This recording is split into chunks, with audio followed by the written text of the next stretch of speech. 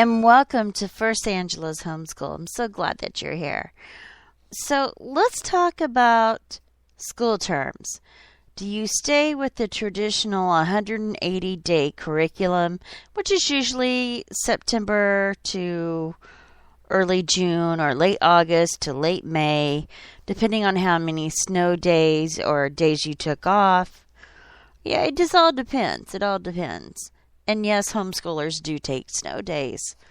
Because if you're not going to be doing your lessons, and you take one day out of the week, maybe for the first snow, to go ahead and take a break and have some fun, you have to count that as a school day if you're not doing your lessons. Just a heads up. You can't fudge it like the school does. Public schools often do not even reach 180 school days. Most states do require that the child's in school 180 days of the year. So, why don't we talk about our options? Our options is year-round homeschool or the traditional 180-day year. Oops, sorry, I hit the button again. Class is not dismissed. Let's talk about switched on schoolhouse. That is set to a traditional, they have two settings, but most people use it for the traditional 180 days.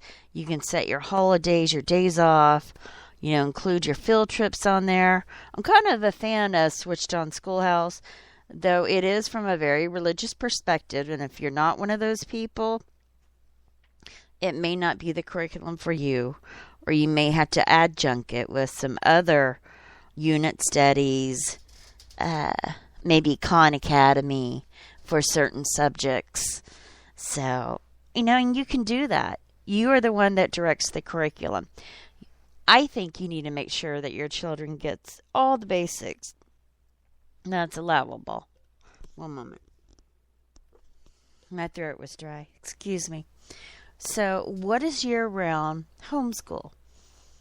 Year-round homeschool is where you take 4 breaks of 6 weeks each. Or you can shorten it to 4 weeks each with 5 different breaks through the year, depending on what type of lifestyle your life has. If you're a family that travels, you can just keep doing it year-round, maybe make it only 3 days a week. It just all depends. It's a matter of lifestyle for this point and the learning style of your child. Does your child need more breaks? Does your child like to keep going? Does your child retain the information if they keep on a steady regiment? I'm kind of a fan of this because I believe repetition brings back, what do you say? Brings back... I can't think of the word. See? It's called retention. Repetition brings retention.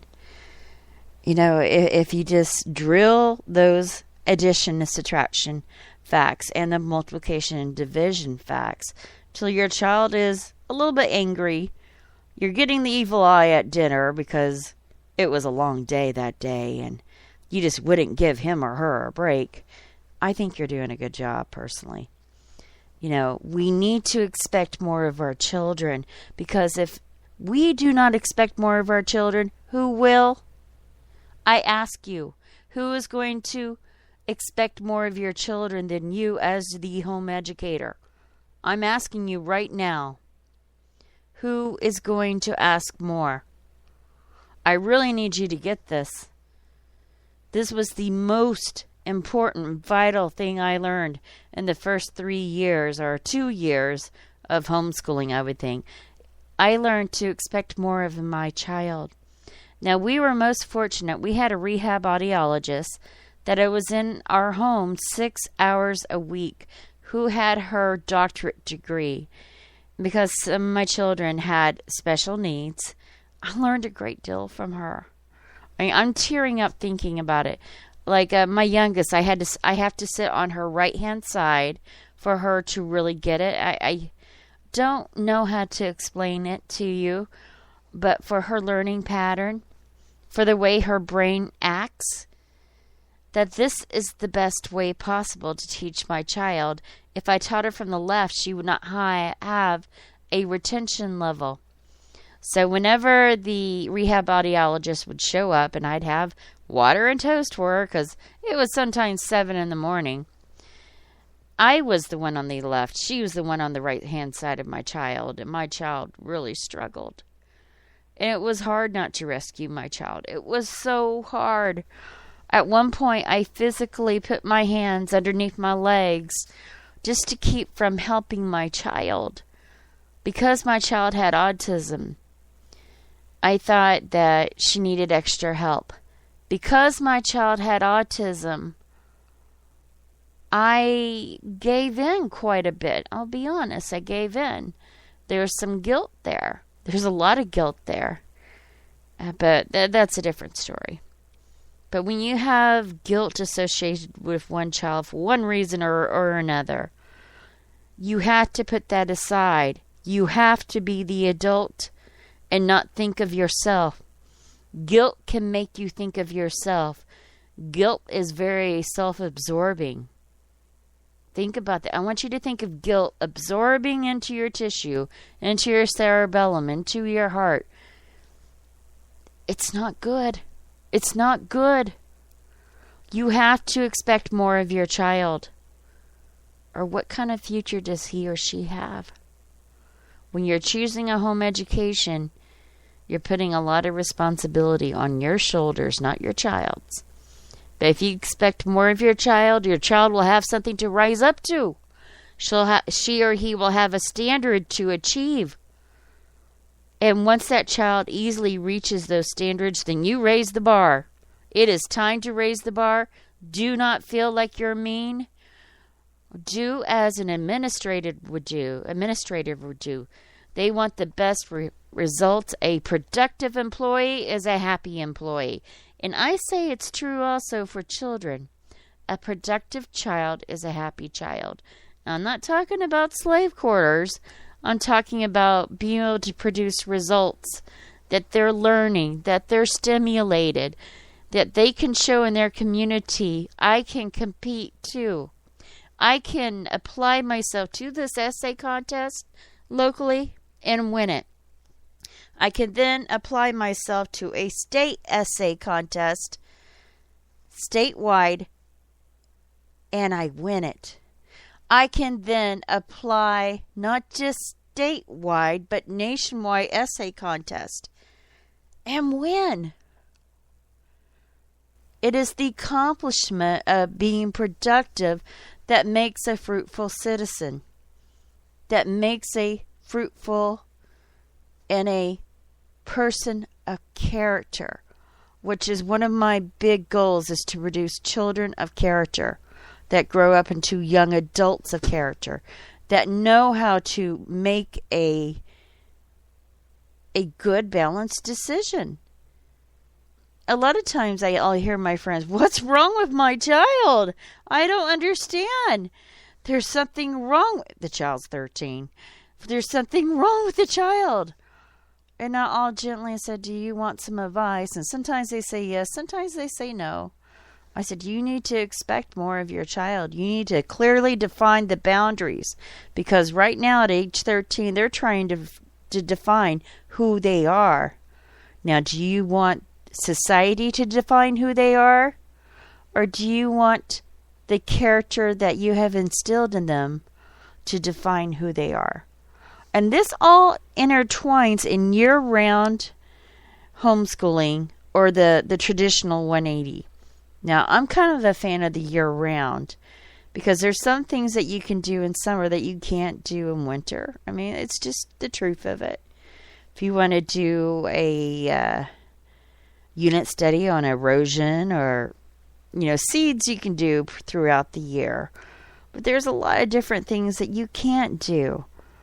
Like, what's the dynamics of a sailboat? What type of propulsion does it take for it to work?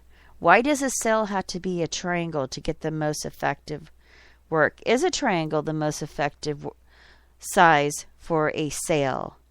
All these different things. They can develop their own water their own devices to ride on the water, their own rafts, maybe by 2-liter bottles or something else. Maybe they can make a Christmas tree with 2-liter bottles. You never know. So I always advise pushing the child further than the child thinks he or she can go. This does not mean abusing the child. The child should feel comfortable. Just like as I explained in spelling. Spelling should be a grade lower than their reading comprehension. If you're using a spelling list that's at the same level as their reading comprehension, they are not going to be able to absorb what they're reading as easily.